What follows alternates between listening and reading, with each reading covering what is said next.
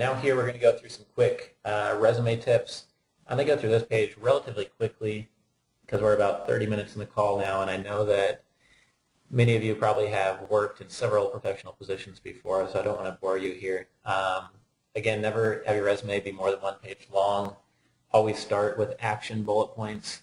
Include tangible, verified results. Sometimes I see resumes which talk about how the person, synthesized strategic plans to improve the company's prospects, and it really doesn't mean anything. It just sounds made up.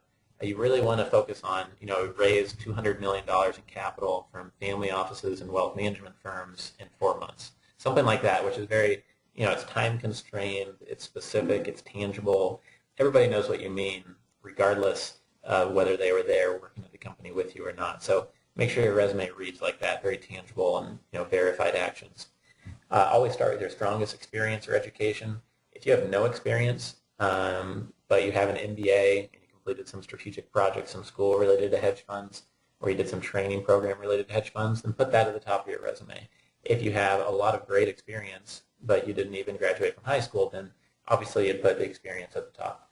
If you've never published anything, I would encourage you to get to work and start writing and synthesizing what you're learning about hedge funds or about analytics or about marketing, if that's your niche, and just start writing a newsletter, a blog, self-publish a book. That's something I did when I was completing my MBA.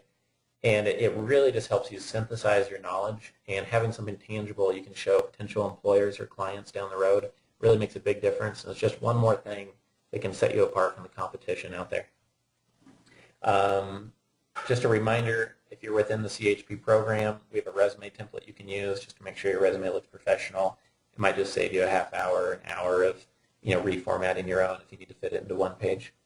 And then make sure you take off experience which is not directly relevant. It's better to have more white space on your resume than talk about how maybe you worked for, managing your cousin's dry cleaning business as your first job out of college.